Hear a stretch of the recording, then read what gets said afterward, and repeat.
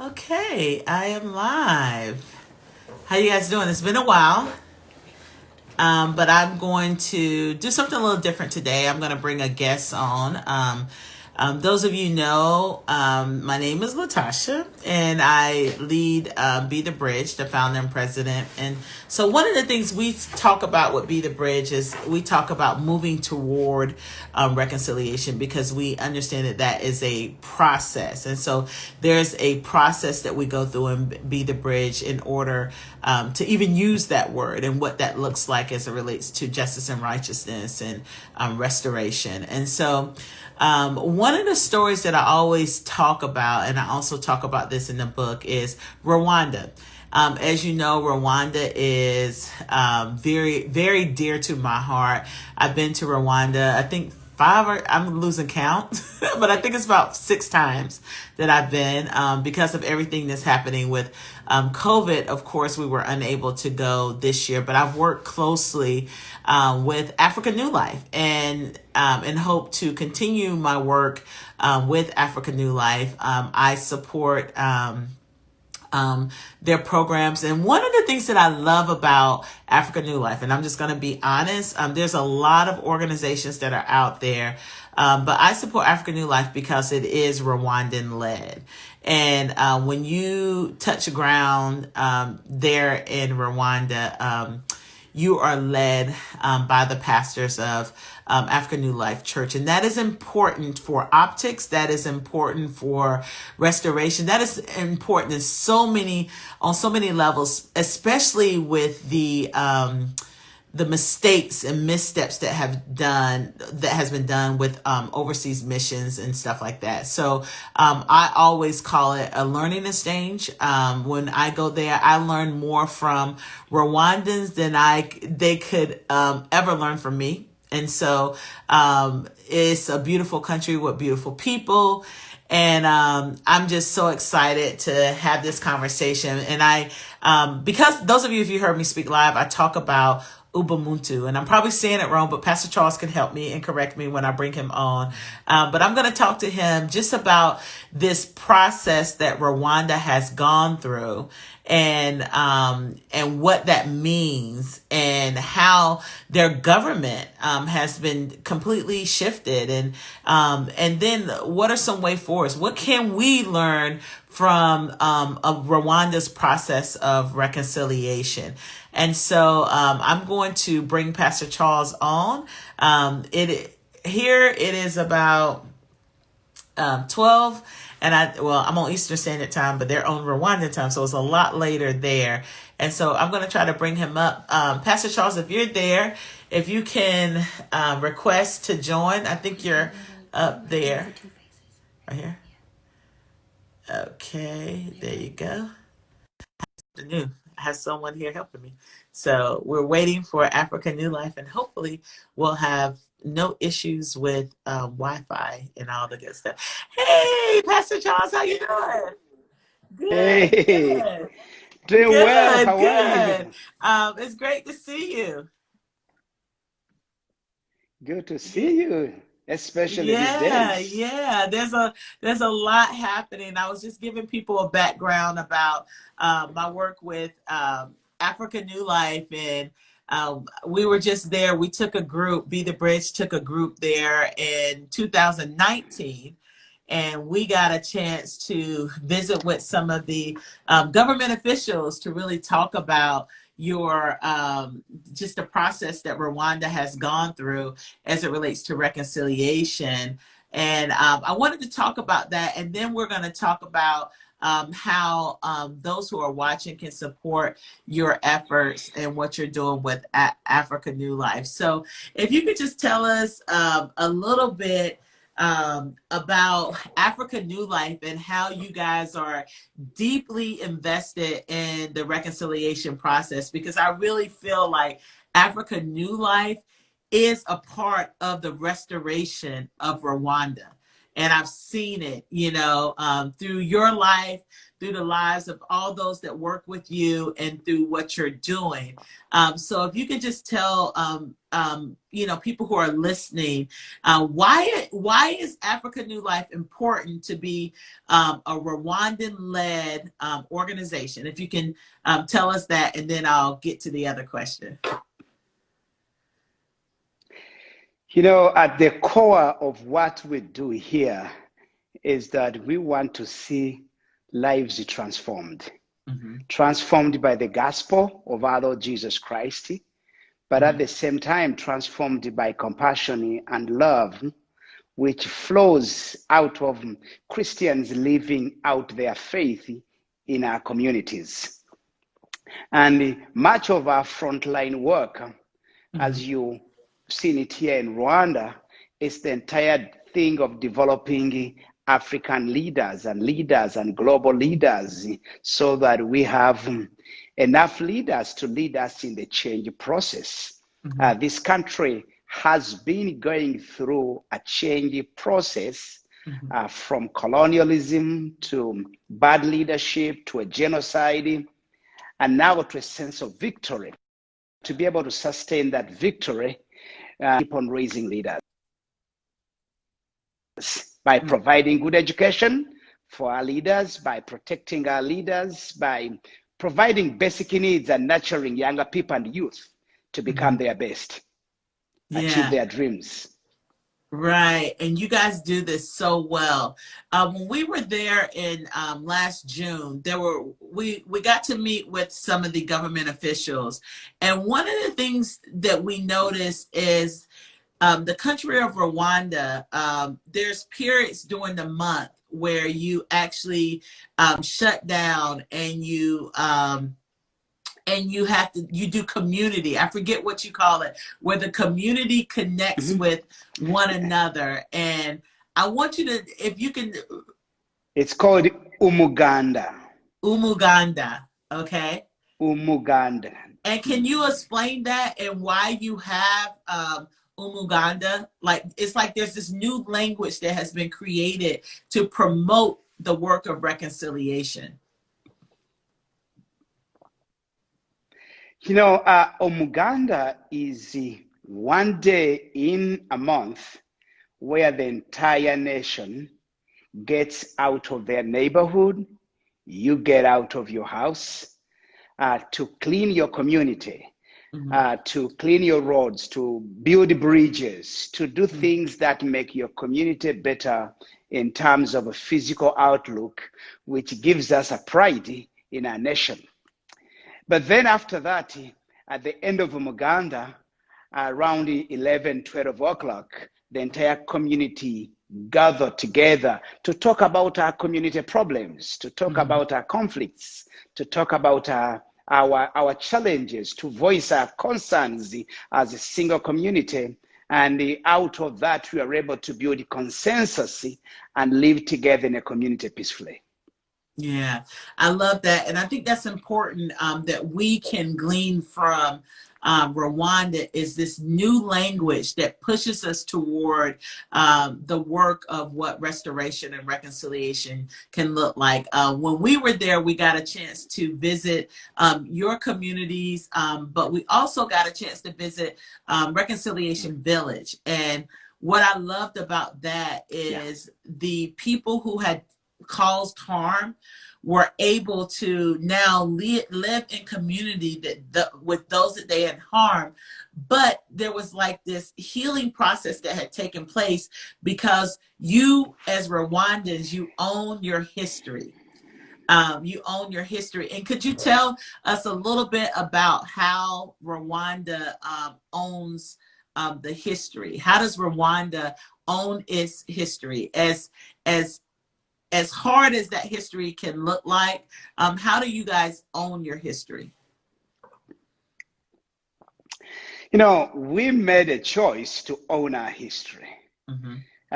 Realistically, we have so many people to blame for how this country was messed up by colonialism.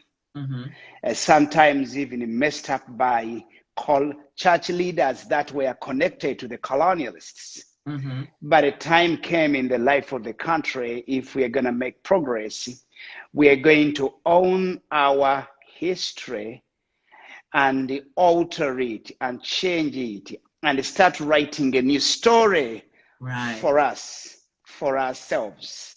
And that has been very critical to our country. And in many ways, like I heard you say in the beginning, it's all about being the willingness of leadership. Yeah. The new leadership has been willing to lead along those lines. Yeah, I know right now as we're talking, we're in the midst of a pandemic, and I know that that pandemic has not missed Rwanda, and I know like there's a lot of growth that is happening, but I know that this has probably caused some setback to some of the growth that you guys have had, and I know it has impacted Africa New Life Ministries tremendously because you guys run schools all across the country. And I know that what you provide, not just to the children, but Africa New Life, those of you who are listening, they don't just care for children. They care for the community. They care for the family. So when a child comes into their program, it's not just that child. It's the siblings. It's the parents.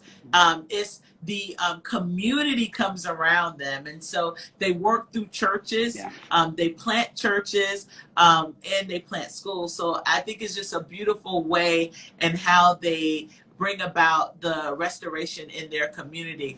I want to know how COVID-19 has impacted your programs and how it's impacting Africa New Life in the country of Rwanda. You know, Latasha, we are trying to be optimistic and positive and stay fighting. Mm-hmm. And be innovative and find ways to keep serving our communities. Mm-hmm. But it's not been easy. Mm-hmm. I mean, even right now as I speak, in my neighborhood, they found a few people that have coronavirus and it was closed down.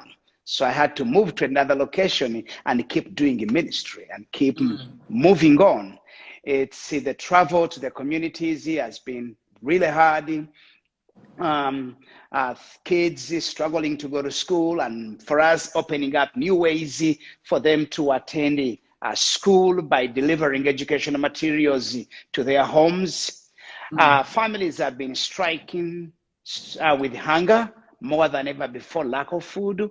People can't go to work, therefore they can't afford to buy food for themselves, and there are no jobs. The entire tourist industry is completely broken. And in the middle of that, it's taking some time to find the children to be sponsored because we have a lot of kids still waiting on child sponsorship lists that need to be sponsored. So that's a big challenge. We are not able to travel. I'm not able to travel to America and tell what is happening here and get more people to sponsor children. Thank you for bringing me to America through your ministry to invite people out there who can. I know many are going through a hard time to sponsor children, to support the impact fund that keeps the Ministry of Africa New Life Ministries moving forward to really help us break through the barriers. The barriers are many, they are challenging, but we are trusting the Lord and we are grateful to a number of our friends who, even in their frictions, are choosing to stand with us.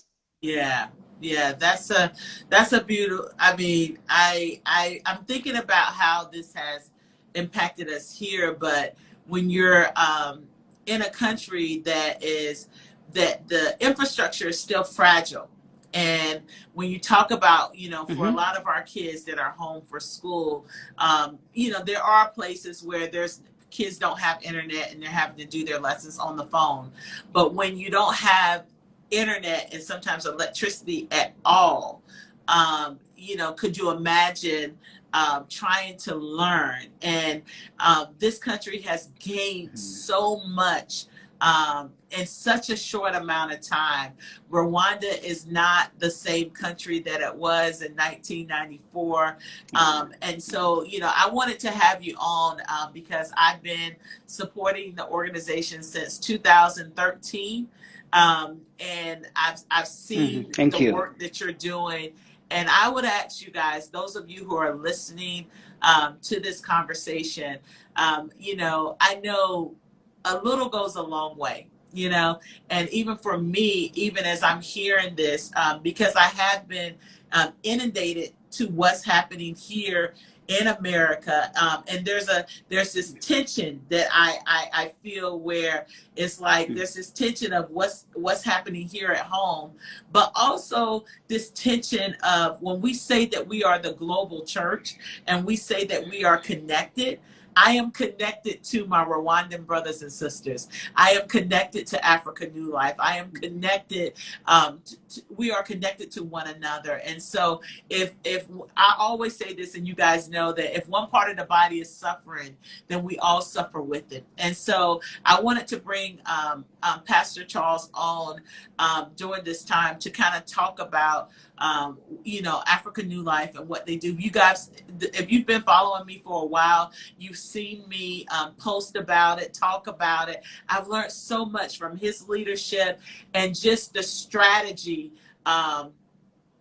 just the strategy that they use with Africa New Life. Pastor Charles is so brilliant. I remember some advice that you gave me when I met Pastor Charles before I even started Be the Bridge. And so he remembers the beginning stages, right? When we were having these conversations. Yep, And I you did. gave me some feedback, and you know, as it relates to me setting up my board, and you know, just some ways to do that, some best practices. So I've learned so much from you, and you guys, to see this country that I feel like is a part of me, it breaks my heart. And so I don't know, those of you who are listening now, I know some of the people who have been to Africa, been to Rwanda, some of you who are listening, you've had the opportunity to see the children, to see this stuff, see the ministry plans at work. And so I know for me, what I'm going to do in this time, I'm going to pick up another child. And I know, Natalie, you're hearing this. I want you to make sure that happens. I want to make sure that I support another child through the midst of what's happening, and that we can just gather our resources and support Africa New Life. And sometimes we don't feel like it's a lot, but it goes a long way. You know, I understand that my funds, you know, help provide school education, but it also helps provide medical care. And when we're in the midst of a pandemic, if you know a child is sponsored and they need medical care, they can get that, you know, through this. And so whatever you can do, I want us to stretch our faith beyond ourselves, to stretch our faith beyond our borders, and really see what's happening in other parts of the country, for us not to be so insulated. And you know, and this is what the global church is about. You know, we are connected to one another.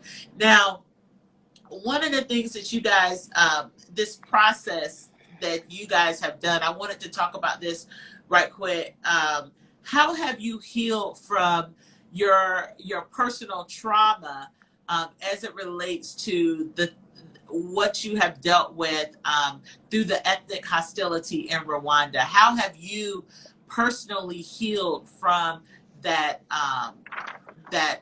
personal trauma yourself? Wow, Latasha, that is a very complicated journey, because for me, it's been nearly my entire life, from one war to another war, from another crisis to another crisis. And till when the genocide ended up here and I was able to come back home.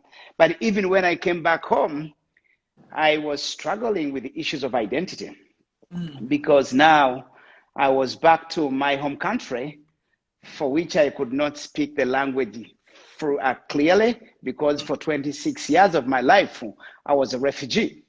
My country, but the people I didn't know. The beauty is that God gave me love for the people.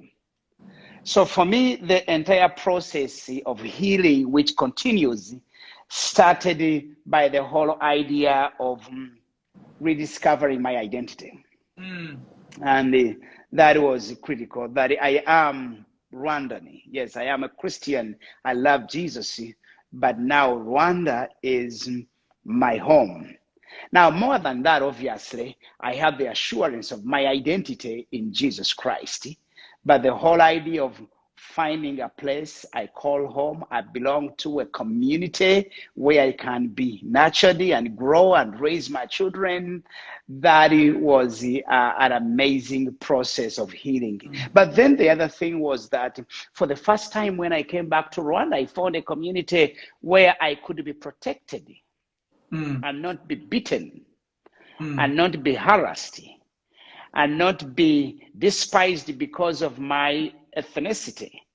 In my times when I was a refugee, everybody told me how much I was a foreigner and how much I did not belong in the country. Going to school, kids would hit my head and embarrass me for not being Ugandan, whereas I was Ugandan born, but I never belonged for all those years, and I was never protected.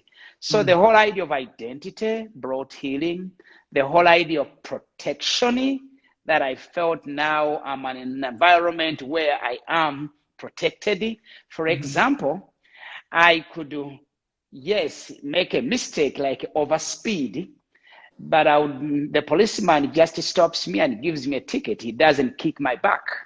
I can go through a proper process of discipline.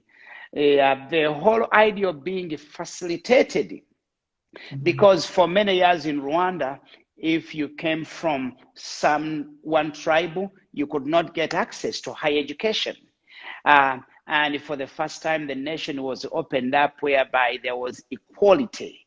If you are Tutsi, you don't have to change your name to get higher education. You can still get it. If you are Hutu, you can get it. It's all given on merit rather than on your ethnicity or your background and where you were raised, being facilitated to be what you wanted to be. But then the things that shocked me was that, which was really for my first time to see, was an example of good leadership, where our new leadership decided not to rehearse the pain. They decided not to revenge. It was unbelievable, because we came back to a country with 1 million people killed. Tutsi and a few moderate Hutus killed in just 90 days, nearly 100 days. And with the new government, what would have happened was to kill again, but they refused, and they decided to provide justice for both those who had lost their families, but also for the killers. And then in the process of providing justice, also created this process of reconciliation, where communities could gather together to talk about issues from two different ethnicities, and then seek forgiveness from a grassroots level. Seek forgiveness from where you actually committed the crimes, and then have the community once again build trust to trust each other. So a number of things have gone on to bring healing. I don't think the healing process is complete, because obviously you go through the process of validating the protection, validating the facilitation. And every time I've seen that the protection continues, the security continues, the facilitation continues, the forgiveness continues, and that validation continues to give me confidence and healing in my life. But the journey continues. Trauma Yeah. can take on generations. Yeah. I think, gosh, whew. But I'm much happier than ever before. Yeah, you said so much in that, Pastor Charles. When you talk about identity, knowing that your identity is in Christ, but then there's still this Rwandan identity. There's this ethnic identity that God has given you. This intertwined in that, and having missed that. And I think for those of you who are African Americans or part of that the diaspora that we're listening to this. I think I'm getting emotional because like so much of my healing has taken place by coming to Rwanda. I remember Pastor Fred on my second trip to Rwanda, but it was my first interaction with Africa New Life. Pastor Fred, he looked at me, and I was among a lot of white leaders. And he looked at me and he grabbed me by my hand and he said, "Welcome home, sister." And I'm telling you, I will never forget that moment because there's this, sometimes as an African American, and this is my story, I'm not speaking for everyone else, there's this loss that we have, an ethnic loss that we have because we don't know. We're not connected to our country of origin. There's so many layers. Like you said, it's very complex. And so we're on this healing journey. And I think, what Rwanda has done in owning their past and those who have brought harm, being able to confess that, and then the government playing a role in this healing process. Watching that also has brought healing to me, and why I feel so connected to not just Rwanda but Africa New Life. And so I think sometimes too it's good to have this outward focus sometimes. And I think the last few months between COVID and our social unrest and racial injustice that's happening here in the States, you feel like you don't have the capacity to care for anything beyond what you're experiencing right now. And I would challenge us to think beyond our borders, to think beyond where we are in this moment with COVID, and to really support the work that Africa New Life is doing, to really dig in. Those of you who don't know the story and the healing process that this country has gone through, I want you, as you're looking through their story, I want you to research Rwanda, but I also want you to tap into the power of the reconciliation process. And it's, for me, is why I hold on to that word of reconciliation, because Christ has given us the ministry of reconciliation, and because we are reconciled to Christ, we can therefore be reconciled to God and to one another. And so I that for me is very personal. I understand why some people don't use the word. I get it. I totally get it. But for me, and for Be the Bridge, we will seek restoration. We will seek reconciliation. And so I'm so grateful for you. I'm grateful for your work. Those of you, if you're supporting a child in Rwanda now,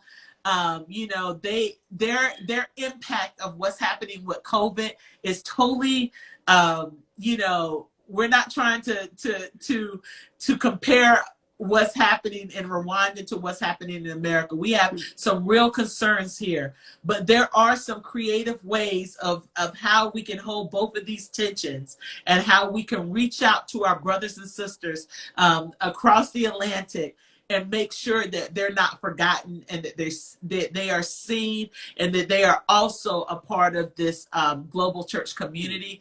And so for me, I know that I'm going to extend what I give per month with Africa New Life, and I hope you would follow suit and doing the same thing, because I learned so much and I gleaned so much from this country when I'm there. You know,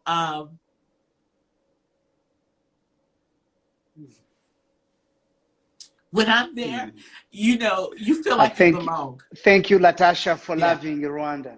Thank you. Yeah. So Thank you for thank loving you. this country. Yes. So thank you Beautiful. for embracing us when we come, and listening to We us love and you hearing us. and we embrace Um, you. yes, yes. So you guys go out, and you can go to Africa New Life .com, and you can support. And then those of you, .org. Yep. Natalie, if you guys are in the comments, if you guys can push, if you can indicate where people can go to support the work of Africa New Life. And for those of you who, my African American brothers and sisters, I know a lot of us, you know, some of us haven't had the ability or the resources to visit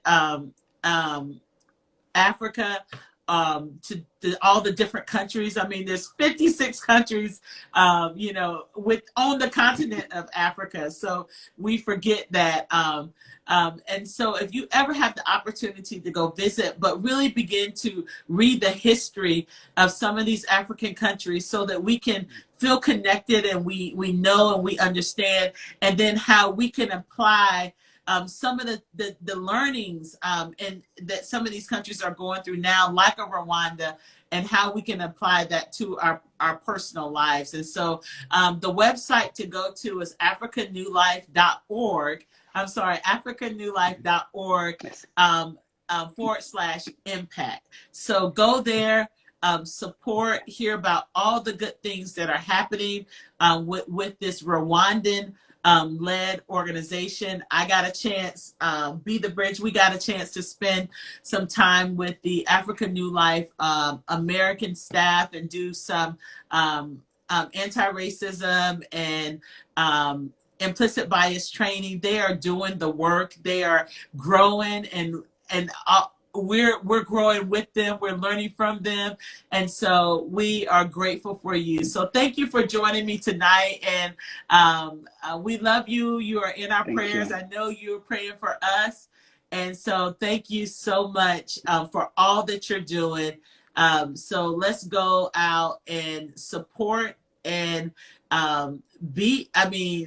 let's be the global church family. Thank you. Thank you very much, Latasha. Thank you for bringing me to America at this time. Thank you, everybody who is involved in African New Life Ministries. This is really a great opportunity to be able to tell you what's happening here and how you can get involved, to sponsor children, and very much at this moment to support the Impact Fund, so that African New Life can have continuity, so that we can survive COVID and continue to provide for the needs of 12,000 children. We support here in Rwanda 7 different communities, nearly 300 plus workers working for African New Life. It's a big movement that is actually sustaining many communities during this time. Thank you for your prayers. We are praying for you as you pray for us, and God is going to help us navigating this COVID season, and we're going to emerge victors at the end of it out there, and I hope we learn a lot during this season. We do. We're going to learn a lot, and I have this idea that I'm going to run by Natalie to some partnership with Be the Bridge, and so I'm looking forward to all that God is going to do. So thank you so much, and we'll talk with you later. Okay. Bye Thank bye. you. God bless you. You too. Bye bye.